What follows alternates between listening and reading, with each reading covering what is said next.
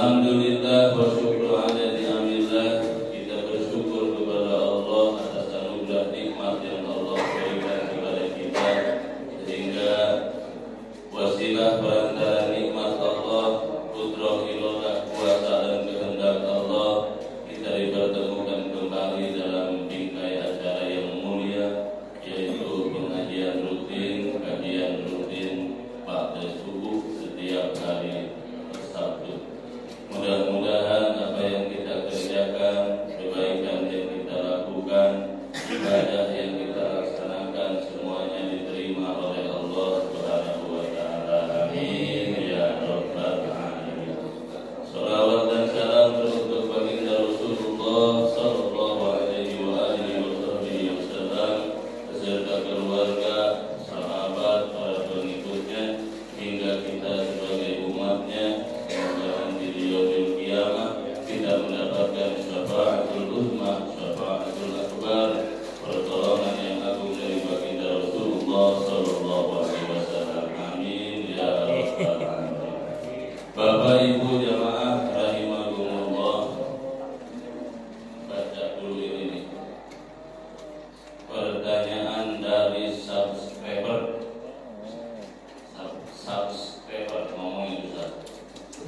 Assalamualaikum, hadirin yang terhormat. Ini pertanyaan, bagaimana caranya berzikir yang benar dan baik agar bisa membawa kepada ketenangan jiwa? Allah a'lam. Coba ini, tapi karena ditanyakan kepada kami, mudah-mudahan nggak salah. Kalau salah akan jawaban saya lagi di ulama-ulama yang lebih pandai. Ala bizikrillahi tatma'innul qulub. Surat Ar-Ra'd.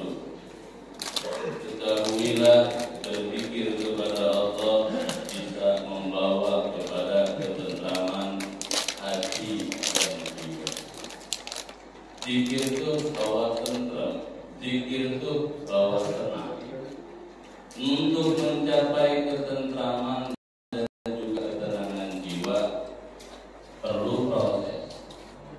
Ada proses. Kadang kita zikir, ada orang pakai zikir, pikirnya untuk meluapkan emosinya. Ada orang demo, Allah Akbar, zikir bukan? Zikir Allah Akbar. Tapi apa? Emosi yang diluapkan. Bukan dengan Allahu Akbar, dia malah tenang, emosinya malah tampak, malah berarti bukan salah zikirnya, jalan menuju zikirnya itu yang bermasalah. Maka agar bisa membawa zikir kita kepada ketenangan jiwa, zikir itu ibadah, dan ibadah mesti pakai ilmu. Jika ibadah tidak di koridor ilmu secara ilmiah, bahaya nanti. Maka kemudian para ulama-ulama ahli zikir punya adab atas ibadah itu sendiri, agar zikir kita berbuat membawa ketenangan jiwa, ketentraman hati, bisa mengurangi emosi. Dia pakai ilmu, pakai adab. Ada zikir ulama banyak. Kalau Sayyidi Syekh Abdul Qadir Al-Jilani pada Allah itu ngajarin cara-cara adab zikir ini kurang lebih begitu. Kata beliau, adab zikir yang pertama, jangan sampai mengerjakan yang sunnah duluan, yang wajib belakangan. Kalau zikir itu dihukumi sunnah muakkadah, walaupun perintahnya fadhkurullah, maka berzikirlah kepada Allah. Tapi hukum perintah itu amar jatuhnya kepada sunnah muakkadah. Tidak semua perintah dari Allah jatuhnya kepada wajib. Dua, ada perintah itu jatuhnya kepada wajib, ada perintah Allah jatuhnya hukumnya jadi sunnah muakkadah. Zikir awalnya wajib. Kenapa? Karena di perkara wajib ada zikir. Sholat wajib, dalam sholat ada zikir enggak? Maka zikir ikut ke bawah wajib. Secara umum zikir sunnah muakkadah. Maka adab pertama zikir adalah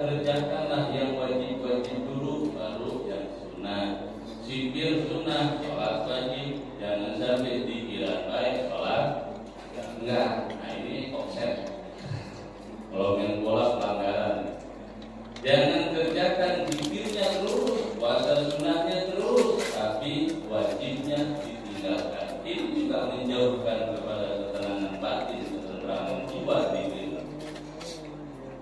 Maka kalau guru kami bilang sunnah itu ibarat kita pakai baju, wajib itu ibarat kita pakai celana. Kira-kira orang pakai baju baik nggak bercelana, pantas nggak? Kira-kira begitu. Orang sunnah baik dikerjakan itu orang pakai baju baik, nggak pakai celana. Tapi orang pakai wajib, pakai celana baik, nggak pakai baju, pantas nggak? Sama-sama nggak pantas. Nah, maka yang terbaik ya wajib ya sunnah. Satu ada zikir, jangan zikir baik wajib kerjakan, jangan ditinggalkan. Sebab mulai ada ibadah nggak perlu sholat lagi, cukup zikir. Ibadahnya sudah mulai berkembang hal seperti ini. Maka ketika ditanyakan kepada kami, bagaimana kita itu hanya cukup ingat baik sama Allah, nggak usah sholat, sesat jalan. Ingat terus nggak beres. Kemudian yang kedua, adat zikir itu bagusnya tidak mengubah lafaz zikir yang maksud artinya yang beribadah dari baginda. Subhanallah, pakailah hurufnya, pakailah panjang pendeknya, ikhtiarnya mesti ada. Walaupun dalam kenyataan nanti orang dengar itu kalau sudah kasih zikir bilang semua Subhanallah, usahakan ikhtiar lafaznya tidak berubah. Subhanallah, Subhanallah, Subhanallah. Hurufnya tak berubah, harokatnya tak berubah. Berarti pakai tajwid juga di sini dalam zikir. Ini ada zikir agar bawa ketenangan. Subhanallah, Subhanallah. Jangan Subhanallah, Subhanallah, Subhanallah. Alhamdulillah, Alhamdulillah. Jadi pakai huruf-hurufnya yang pas. Itu ada zikir supaya masuk ke hati. Kemudian yang ketiga ada zikir paham, ngerti lafaz zikir yang dibaca. Alhamdulillah, segala puji bagi Allah. Subhanallah, maha suci Allah. Allahu Akbar, Allah maha besar. Memahami makna zikir itu mendorong kepada kebutuhan, mendorong kepada fokus kita bertafakur tentang Allah Jalla wa'ala. Subhanallah, Subhanallah, maha suci Allah. Berarti selain Allah diragukan kesuciannya, termasuk diri kita. Maha suci Allah, selain daripada Allah adalah makhluk, karena Allah terbersihkan dari segala macam bentuk sekutu bagi Allah. Terus. Maka memahami makna itu juga penting. Ada zikir agar bisa membawa kepada ketenangan jiwa. Yang selanjutnya adalah urusan makanan. Nah, ini ngaruh urusan yang kita makan itu pengaruh kepada kualitas zikir kita. Kalau banyak yang kita makan yang hukumnya enggak jelas, apalagi yang haram, itu pengaruh juga kepada kualitas zikir kita. Maka orang boleh sama dalam lafaz zikirnya, tapi beda dalam ijabahnya. Orang boleh sama dalam doanya, tapi dalam pengkabulannya bisa beda. Bismillahnya sama khasiatnya, orang bisa beda-beda. Orang dulu bismillahnya enggak fasih-fasih amat. Bahkan kalau ada diajarin tajwid dikritik semua sama kita. Tapi urusan dijawab lebih maju doa mereka. Ustaz sekarang bismillahnya fasih-fasih, seribu kali orang sakit panas enggak sembuh-sembuh. Nah, orang kesurupan enggak sembuh-sembuh. Orang dulu Masya Allah kasih air baik, orang kesurupan ini. Nah, dikasih air bacain bismillahirrahmanirrahim. Enggak beres lafaznya. Tapi makannya benar. Akhirnya dijawab oleh Allah. Kata dia, ini air siramkan kepada yang sedang kesurupan. Insya Allah basah. Kalau sembuh, Allah. Nah, Bapak jamaah rahimahumullah, maka pengaruh terhadap kualitas zikir kita. Jika kita bertanya, tiap kalau kami zikir, kami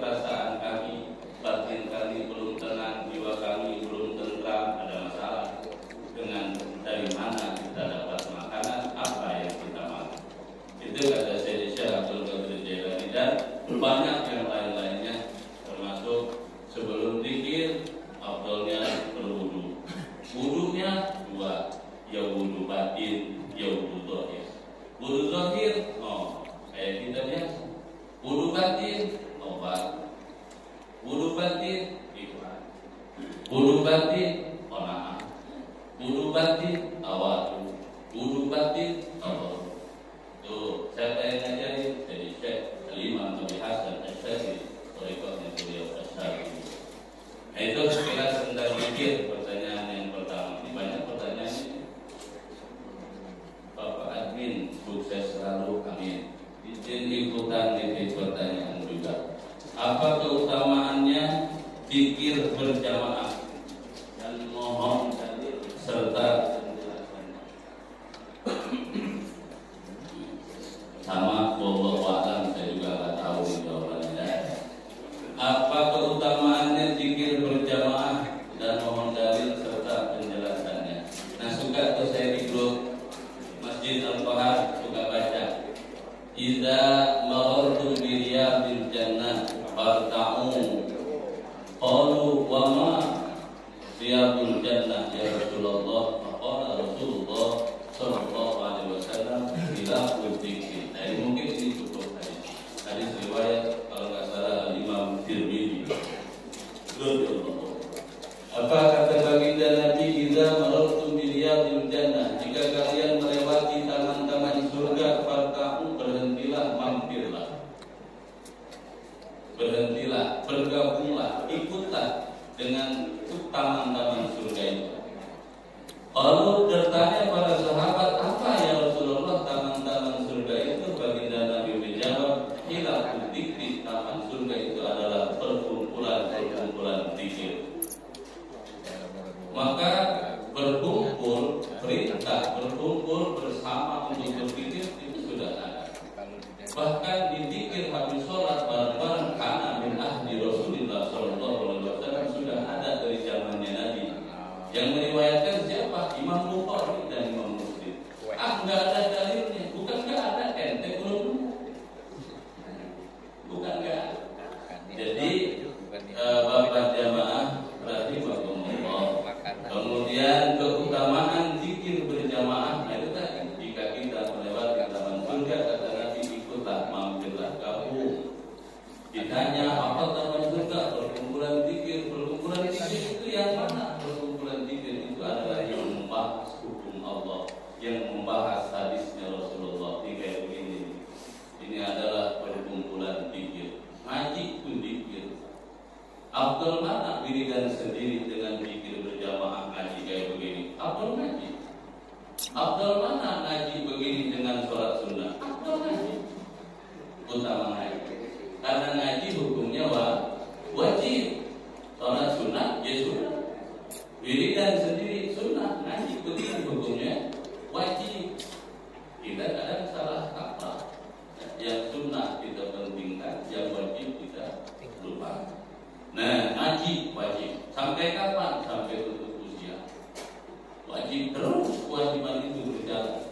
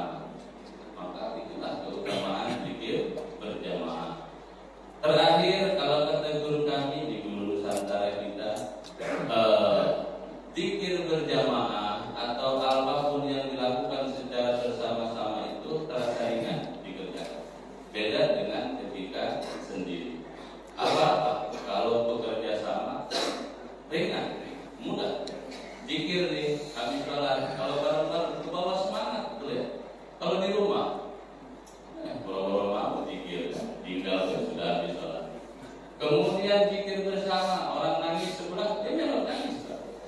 Sebab kebersamaan membawa motivasi. Di sebelah nangis, kenapa dia nangis? Dia melok juga sedih. Sama kalau bersama itu ada satu orang muak, yang lain melok. Nah, itulah kebersamaan. Maka benarlah kata baginda Nabi, alaikum bil jamaah. Selalulah berada dalam perkumpulan. Perkumpulan yang mana? Yang baik. Yang baik itu yang mana? Yang nyari salah diri, bukan nyari salah orang. Perkumpulan yang baik itu yang nyari kekurangan diri sendiri, bukan nyari kekurangan orang lain. Yang coba membenahi aib sendiri, bukan korek-korek aib orang. Itu perkumpulan yang baik. Maka insya Allah bahagia ini perkumpulan yang khair, perkumpulan yang baik. Amin ya rabbal alamin. Pertanyaannya, bacaan istighfar yang benar itu yang mana? Astagfirullahaladzim apa nastagfirullahaladzim? Semoga kita sehat semuanya. Benar semua. Astagfirullahaladzim memang sesuai dengan lafaznya istighfar. Nastagfirullahaladzim siwat umum, mengajak kami beristighfar, kami meminta ampun. Astagfirullahaladzim, aku meminta ampun. Orang yang memimpin kita baca astagfirullahaladzim, kita kan banyak ngapain dia baca astagfirullah? Harusnya nastagfirullah. Ini pertanyaan yang perlu dipertanyakan. Karena astagfirullahaladzim dia baca perintah Allah, perintah Nabi, hadisnya istighfar, ayatnya istighfar. Bacalah istighfar, bukan baca nastagfir. Begitu. Yang baca nastagfir juga nggak perlu disalati. Kenapa? Dia ngajak kepada jamaah nastagfirullahaladzim. Semoga kami minta ampun ya Allah. Kami minta ampun. Benar apa enggak? Dua-duanya astagfirullahaladzim betul, nastagfirullahaladzim juga benar. Kita ikut, yang depannya astagfiru ikut astagfiru, yang depannya nastagfiru ikut nastagfiru, karena dua-duanya benar.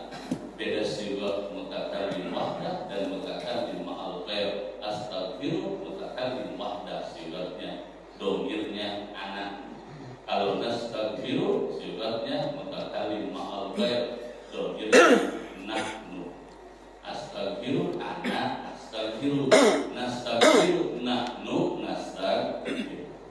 Terbelakangnya samain. Kalau astagfiru atubu ilaih. Kalau nastagfiru belakangnya natubu ilaih. Kita yang makmum ikut, depannya astagfiru kita ikut astagfiru, depannya nastagfiru imam kita ikut nastagfiru.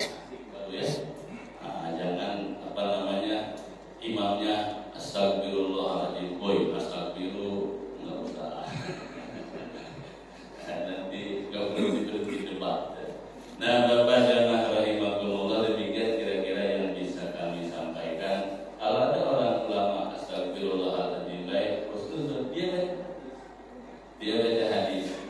Karena ayat Allahumma ajirni minan, ada Allahumma ajirna minan. Bapak kalau ada orang baca Allahumma ajirni minan, kita lagi bacakan salah apa enggak? Bingung lagi kan? Sama kasusnya dengan astagfirullah. Hadisnya Allahumma ajirni minan. Nah, setelah sholat bacalah kita azkar An-Nawawi.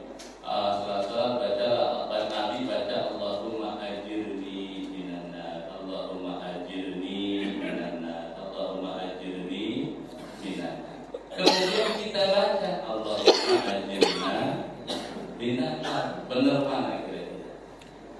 Dua-duanya benar. Yang baca Allahumma ajirni dia lagi baca hadis, berpahala. Kita mendengarnya juga dapat pahala. Yang baca Allahumma ajirna dia lagi berdoa, mengajak kita. Doa bagus, dia bagus, kita juga bagus. Maka dua-duanya betul, dua-duanya benar. Tinggal yang mimpinnya mana, kita ikut pemimpin kita. Jangan kayak salat. Ketika turun innallaha wa malaikatahu yusholluna 'alan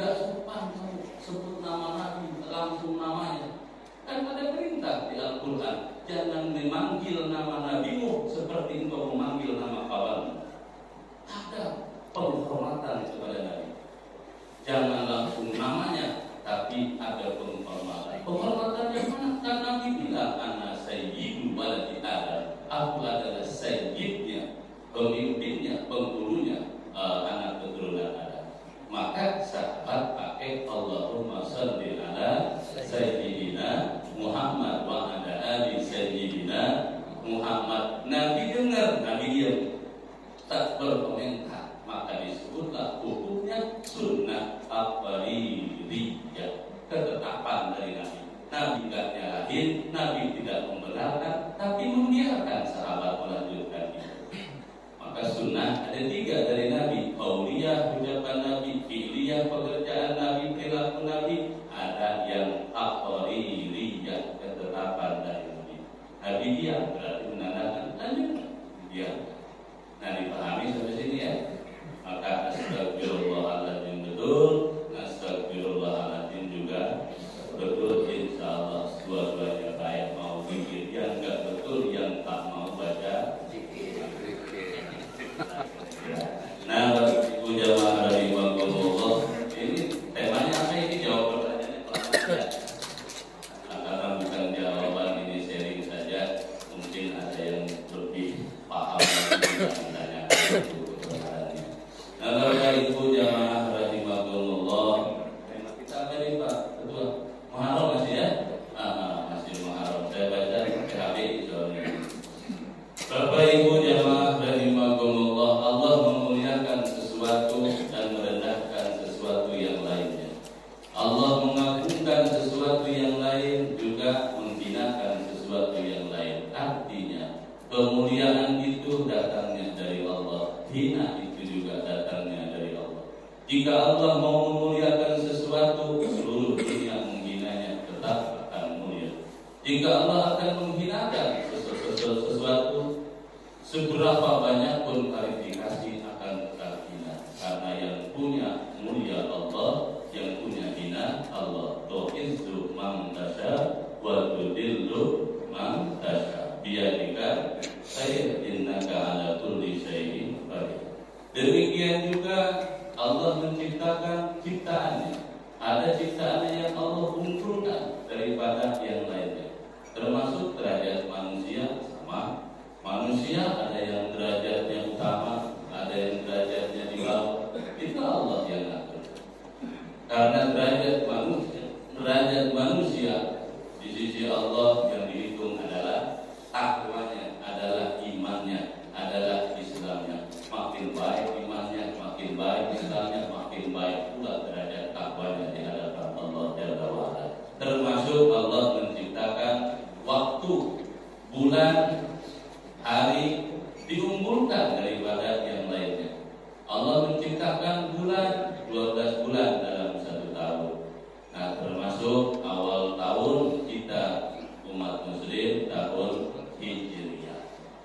Allah muliakan nih bulan Muharram, beda dengan bulan yang lainnya. Allah muliakan dalam satu tahun itu beberapa bulan.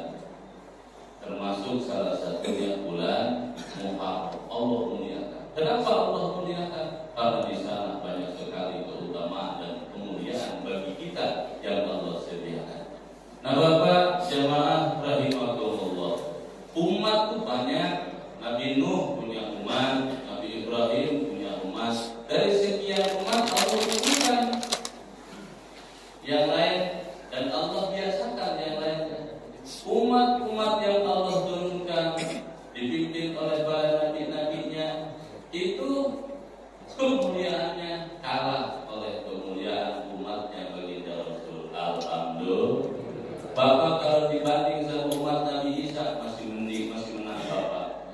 Ibu kalau dibanding dengan umatnya Nabi Sulaiman masih menang ibu. Karena kita spesial, khusus ya, istimewa dari Allah, dimuliakan. Alhamdulillah. Termasuk kemuliaan itu banyak. Ya, saya bawa kita ke dunia. Bulan Muharram ciptakan untuk kita. Karena di situ banyak kemuliaan khusus istimewa untuk umatnya Rasulullah. Alhamdulillah. Dulu di Jawa kami, kalau bulan Muharram itu disebut bulan Suro. Nah, bulan Suro. Kesannya bulan Suro itu serem, menyeramkan, menakutkan, horor. Ya, orang dulu kalau mau ngawinin anak jangan bulan Muharram, jangan, nanti cepet cerai. Nah, jangan bulan Suro. Terus kalau mau bikin rumah jangan bulan Suro, jangan bulan Muharram. Kenapa emang? Nanti nggak jadi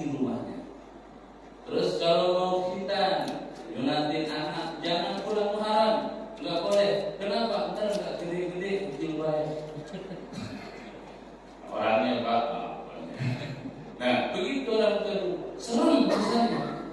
Muharram itu tempat nyuci-nyuciin pusaka, mandiin segala macam. Jadi kisah kolornya itu menjual. Serem rasanya. Nah, kemudian kami ini ngaji di pesantren, kami kaji kitab-kitab, kami teliti benar apa enggak sih ini bulan Muharram itu bulan yang serem, bulan Surah itu bulan yang menakutkan. Ternyata benar ternyata. Bulan Surah itu bulan yang menyeramkan, menakutkan. Tapi bukan buat kita, menakutkan, menyeramkan bagi orang-orang yang memusuhi Allah. Menyeramkan, menakutkan bagi orang-orang yang melawan Allah. Menyeramkan, menakutkan bagi mereka yang berbuat dosa kepada Allah. Mana contoh? Fir'aun. Kenal Fir'aun? Nah, tahu Fir'aun ya? Kalau kenal enggak ya? Kalau kenal repot. Itu Fir'aun, Masya Allah, orang yang melawan Allah. Bahkan saking melawannya menandingi Allah, mengakui dirinya juga sebagai Tuhan. Hebat Fir'aun, mengaku Tuhan. Tidak sembarang mengaku Pak, orang banyak penipu. Nah, dia mengaku Tuhan karena otaknya pintar, pandai, berantem sama Nabi Musa. Ya, kata Fir'aun, di mana Tuhan kamu? Kenapa enggak menyembah saya? Saya menyembah Tuhan. Tuhan kamu di mana? Tuhan yang menciptakan langit dan bumi. Tuhan saya di atas. Awalnya begitu. Akhirnya manggil Fir'aun, punya patih namanya Haman. Haman ini orang Israel. Orang Israel. Pintar, jenius, cerdas. Maka satu ras makhluk manusia yang Allah ciptakan IQ-nya melebihi kita sebagai umumnya itu orang Israel. Orang Israel itu rasnya cerdas, pintar, jenius. Termasuk nih patihnya Fir'aun, Haman namanya. Nah, akhirnya buatlah bangunan yang aku bisa melihat Tuhan yang Musa di atas langit. Dibuat bangunan dengan struktur yang ilmuwan sampai sekarang masih bingung menelitinya. Namanya pilar. Itu ilmuwan udah canggih masih bingung gimana ngangkut batu ke atas. Apa diterbangin, apa gimana diterbangin, belum ada drone. Tapi sampai sekarang berdiri, tahan gempa, tahan guncangan, tahan bencana alam. Siapa yang bangun? Haman, jenius, cerdas, orang Israel. Maka Fir'aun saking merasa hebat dan kuasanya ngaku Tuhan. Tuh Fir'aun matinya pada bulan Muharram. Bulan ini matinya Fir'aun. Mau haul silahkan Pak. Haul Fir'aun. Raja Namrud musuhnya Nabi Ibrahim. Ini kafir Pak, melawan Allah. Matinya juga di bulan Muharram. Banyak kecelakaan, kehinaan yang Allah tampakkan bagi mereka yang melawan Allah. Itu terjadi di bulan Muharram. Maka bulan Muharram menakutkan, menyeramkan bagi mereka yang melawan Allah. Tapi bagi kita yang menyembah Allah, bulan ini adalah bulan yang penuh barokah. Alhamdulillah. Mana barokah? Bulan ini hijrah Nabi dari Mekah ke Madinah. Nih, bulan Muharram Nabi berangkat hijrah. Maka ditentukanlah tahun baru Hijriah itu pas ketika Nabi hijrah dari Mekah ke Madinah. Dulu berdebat. Orang Nasrani punya tahun, orang Romawi punya tahun, orang Yahudi punya tahun, suku Maya punya tahun. Kenapa kita yang umat Islam nggak punya tahun? Ya sudah, kita bikin penanggalan tahun lewat perhitungan bulan, lewat perhitungan bulan. Akhirnya disepakati. Bagaimana kalau kita hitung tahun itu dari Nabi lahir? Oh, berdebat di masyarakat. Bagaimana kalau perhitungan tahun ini kita mulai dari ikut sama orang Nasrani? Jangan, kan beda identitasnya nantinya. Akhirnya disepakatilah permulaan tahun baru Hijriah itu pas ketika Nabi berangkat hijrah dari Makkah ke Madinah. Maka namanya barokah. Kemudian Islam di Madinah berkembang pesat sehingga Islam sampai kepada kita. Alhamdulillah. Di bulan Muharram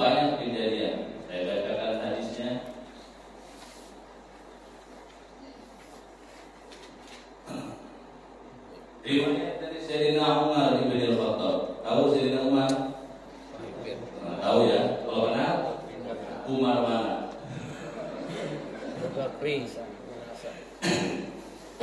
Ini Umar bin Khattab. Preman Pak, jagoan preman. Maka kalau ada preman jadi pembela Islam, nah contohnya ini Sayyidina Umar bin Khattab. Dia taubat sama Nabi, ya Rasul, dulu aku jagoan preman, memusuhi Islam, ingin membunuhmu. Terus apa taubatku yang pantas untuk menghapus dosa-dosaku? Apa jawab Nabi? Jangan berhenti jadi preman. Iya. Dulu memusuhi Islam, sekarang jadilah preman yang membela Islam. Taubatnya imbang tuh. Dulu kau mengganggu, sekarang kau berlindung. Dulu kau tukang menyakiti, sekarang kau yang paling menyayangi. Itu namanya taubatnya imbang. Taubatnya imbang.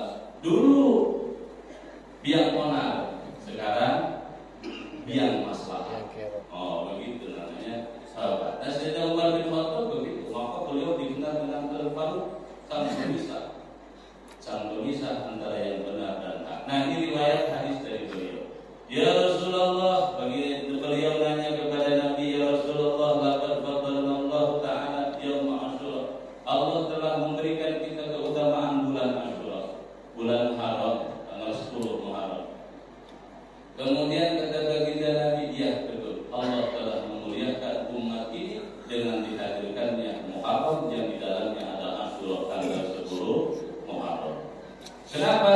Khalaqallahu ta'ala samawati wal ardh. Allah menciptakan di bulan Muharram ini, menciptakan langit dan bumi.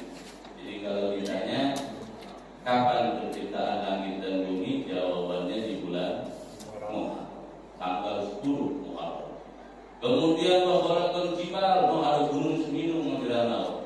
Gunung-gunung yang lain juga Allah ciptakan di bulan Muharram. Gunung, kalau ada yang nanya ya. Kemudian kita lihat ke atas langit ada bintang-bintang di sana. Bintang-bintang itu juga Allah ciptakan pada bulan Muharram, pada Asyura tanggal 10 Muharram. Kemudian wal qalam, qalam itu tempat Allah menuliskan takdir makhluknya, takdir hamba, yang oleh hambanya tak bisa dipungkir, yang oleh hambanya tak bisa dihindari. Ketika takdir itu sudah berjalan, Allah yang punya, hanya Allah yang bisa merubah takdir, merubah kalau makhluk tidak mau. Nah itu Allah ciptakan kolam itu pada juga sama pada Asyura. Kemudian Bapak kenal Jibril, tahu Jibril ya? Malaikat Jibril. Nah, malaikat Jibril ini juga Allah ciptakan di Asyura, di hari Asyura 10 Muharram. Kemudian bukan hanya malaikat Jibril, seluruh malaikat Karubiyu, seluruh malaikat Ruhani, seluruh malaikat Rahmat, pokoknya seluruh malaikat Allah ciptakan juga pada bulan Muharram Asyura. Kemudian bapak moyang kita, siapa bapak moyang kita? Nabi Adam. Itu Nabi Adam diciptakan Allah pada Asyura tanggal 10 Muharram. Biar tahu leluhur kita, besok Asyura itu hari ulang tahunnya Nabi. Ya Allah ciptakan di Asyura. Nah kemudian Allah menyelamatkan Nabi Nuh alaihissalam dari banjir bandang, mendarat, menepi ya, perahunya dia pun menepinya, menemukan daratan itu terjadi juga pada hari Asyura. Allah menyelamatkan Nabi Nuh, Nabi siapa yang dimakan ikan itu?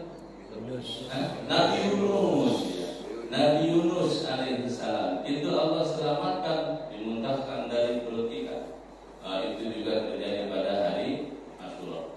Nabi Yunus baca tasbih di dalam perut ikan, la ilaha illa anta subhanaka inni kuntu minadz zalimin.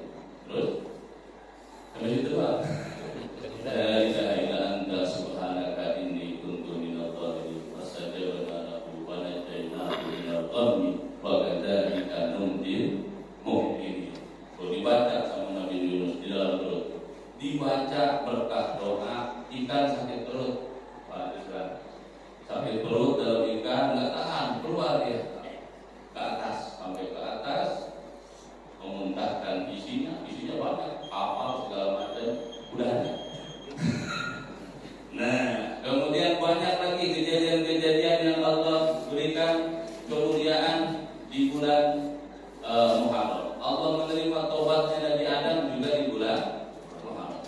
Kapan itu di bulan Muharram Allah menerima taubat Nabi Adam? Itulah tanggal 10 Muharram.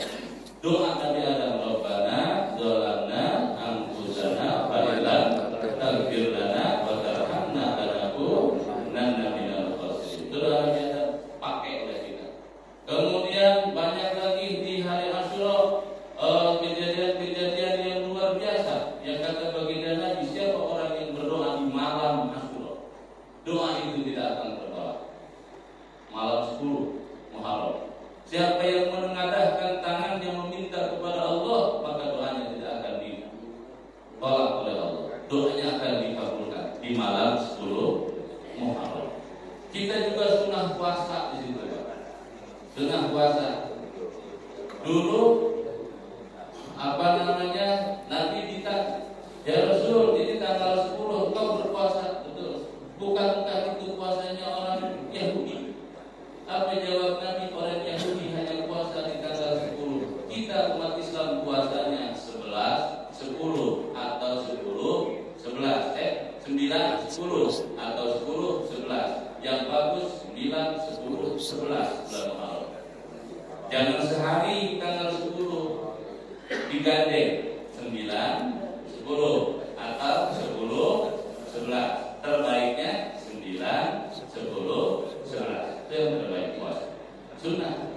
Terus apalagi amal? Sholat, kalau Bapak sunnah sholatnya sholat sunnah mutlak 4 rakaat. Siapa yang ngajarin? Guru kami, dan ternyata sanadnya ke Syekh Abdul Qadir Al-Jilani pada sallallahu alaihi wasallam. Ada di kitab ini. Dulu saya bilang di guru ngajarin kitabnya dari mana ya? Ternyata saya baru nemu, oh ini kitab. Dan itu bersanad kepada Syekh Abdul Qadir Al-Jilani. Sholatnya 4 rakaat.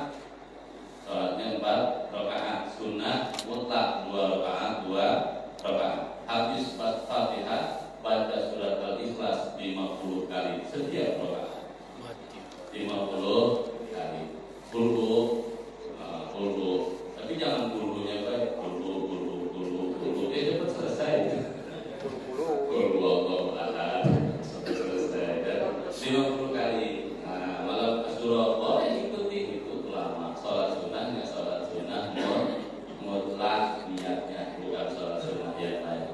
Nah, Bapak jemaah rahimakumullah, apalagi amaliyah di Asyura. Nah, man masaha ra'sayati, tuh mengusap kepala anak yatim. Nah, kepala anak yatim diusap. Maka orang yang mengusap kepala anak yatim di hari Asyura, derajatnya Allah angkatkan sebilangan jumlah rambut yang ada di kepala anak itu. Rambut ada berapa rambut? Masalah ini Rambut paha di bawah umur. udah ada yang itu belum? Nah, andai kan jumlah rambut itu anak 1000, maka 1000 derajat Allah angkatkan untuk kita. Maka cari anak yatim yang gondrong-gondrong. Pilih ini yang rambutnya banyak. Jangan cuma diusap-usap baik tuh bocah sampai botak rambutnya ada disantuni. Nah, ini masalah. Diusap-usap, kasih minum enggak? Kasih makan enggak? Nih, sedekah itu 3 rukun. Bisa suka kritik, bisa ada santunan yatim. Sedekah kritik, boleh saya kritik. Nah, sedekah itu 3. 1, orang yang bersedekah mesti baik. Yang kedua, barang yang disedekahkan mesti barang yang baik. Dan ketiga, orang yang menerima sedekah juga mesti baik. Iya. 3 rukun. Kan minimal 1000. Orang yang sedekahnya baik, ikhlas berarti. Barang yang disedekahkannya barang yang baik, bukan barang yang haram, bukan barang yang salah. Yang ketiga, yang terima sedekahnya mesti ikhlas juga. Oh, itu kan Mana ikhlas tuh? konten Dia terima dengan senang hati, bukan senang hati dibarengi dengan kekecewaan. Dari pagi masuk ke santunan cukur belum dibagi. Ini menyakiti santunan kan yang yang ini kan iklan. bukan nyenang-nyenangin. Apalagi bikin seremoni segala macam banyak. Udah datang suruh makan pagi, suruh makan pagi, senangin. Karena tujuannya sama adalah menyenangkan anak. Ya dia bukan mau sesuai. Nah, sedekah Mereka tidak. Ada sedekah ikhlas, saya ikhlas. Banyak channel kan. Terus Terus bagus. mereka tuh kan Tapi yang orang terima terkenal. nggak ikhlas mana contohnya? ini air. Terus kontennya terus bagus. Dia pakai karyawan. Tapi nasinya satu dilempar. Mau. Kira-kira begitu. Maka sedekah ketiga ada saudara yang sedekah mesti baik, barang yang mesti baik, yang menerimanya juga mesti baik. Mana dalilnya? Ada dalam Al-Quran. Ya ayyuhalladzina amanu la Sekarang kan belajar jangan kau batalkan pahala sedekahmu dengan menyakiti orang lain yang menerima sedekah. Nah, Bapak jamaah rahimakumullah, anak yatim itu anak yatim, tahu anak yatim? Anak yatim adalah orang yang ditinggal mati bapaknya. Ini kalau umum semuanya ini banyak tinggal bapaknya. Boleh saling mungkin kita boleh saling usap kepala ya. Anak yatim itu yang mana? Yang menjadi tanggung jawab kita semua. Anak yatim diajari oleh Nabi, anak abul yatim, saya bapaknya yatim. Artinya mengasuh, mendidik, membiayai, memberi makan, minum, itu Nabi bertanggung jawab. Dan itu diperintahkan kepada kita umatnya untuk membiayai, bertanggung jawab terhadap kehidupan pendidikan anak yatim. Yatimnya mana? Kalau umum yang ditinggal bapaknya, saya malah bapak mau udah gak ada.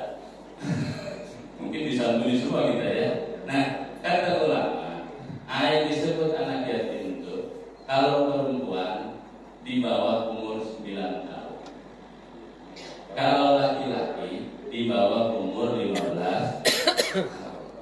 Tarik ukurannya, tadi karena perempuan tadi itu umumnya di umur 9 tahun. Kalau laki-laki paling lebih lama, umur 15 tahun. Kalau laki-laki baru mulai balik. Nah, begitu. Ada juga pendapat ulama yang lain. Kalau ini anak, oke, di atas 14 tahun, tapi benar dia belum bisa mandiri. Keadaan keluarganya itu yang luar biasa sulit. Kalau nggak dibantu oleh kita, dia tak berlanjut. Apakah itu termasuk masih menyantuni anak yatim? Ada ulama yang bilang, kalau memang keadaannya dia masih sulit, santuni baik, itu termasuk anak yatim dan termasuk sedekah. Karena tujuan balik adalah sudah mandiri, sudah ngerti, sudah jalan. Maka jemaah rahimakumullah, tuh anak yatim kriterianya begitu. Suka banyak yang nanya, anak yatim yang umuran berapa? Yang umuran 70 juga banyak. Nah, Bapak jemaah rahimakumullah, maka kemudian amaliyah kita di hari Asyura tuh banyak, puasa, sholat sunnah, kemudian bersedekah. Apalagi kalau ada namanya Kiai Hamid Basulah, Pak Hamid Basulah itu bikin kitab sendiri khusus tentang keagamaan bulan Muharram. Salah satunya adalah menyenangkan keluarga, memberi nafkah lebih kepada keluarga khususnya di tanggal 10 Muharram. Fadilah keutamaannya membuka pintu rezeki di rumah tangga itu luar biasa. Jadi besok tanggal 10 atau orang lebih berdiri lagi kita. Nah, kalau sehari 100.000, nah tanggal 10 kasih ke istri 100.000. Kemudian nah, Bapak jamaah rahimakumullah, yang sudah jam 6:10, saya mohon maaf kelamaan. Jadi itu mungkin yang bisa kami sampaikan. Ada yang mau ditanyakan? Oh, tidak ada. Mandi bulan Muharram. Katanya ada mandi menyambut bulan Muharram itu ada gimana? Mandi menyambut bulan Muharram. Kalau urusan mandi itu mungkin bagus ya. Bagus. Ada mandi menyambut 10 Muharram, dihukumi katanya sunnah. Kalau sunnahnya ini kias.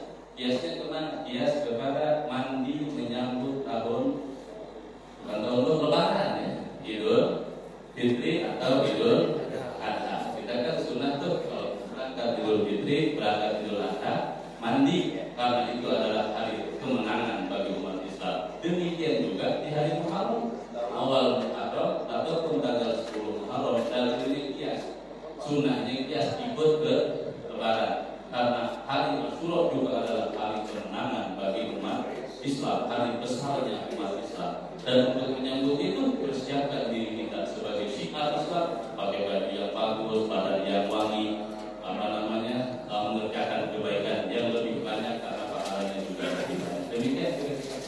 Ada lagi? Habis. cocok. Nah, Bapak jamaah rahimakumullah, tentunya kurang dan salah, dan itu pasti datangnya dari bodoh saya, kurang saya kepada ilmu dan pengalaman. Benarnya yakin taufik dan hidayah dari Allah, bukan kami pintar, bukan kami pandai, ini semua adalah dari Allah Subhanahu wa taala. Kami juga berharap ini bermanfaat khusus untuk kami, umumnya untuk semuanya. Amin ya rabbal alamin. Kita tutup sama-sama dengan doa. Allahumma sholli wa sallim ala sayyidina Muhammadin wa ala alihi wa sahbihi ajmain. Bismillahirrahmanirrahim. Alhamdulillahirabbil alamin. Allahumma sholli wa sallim ala sayyidina Muhammad wa ala ali sayyidina Muhammad. Allahumma ij'al jam'an hadza jam'an marhuman wa tafarraqana min ba'di tafarruqan ma'suman.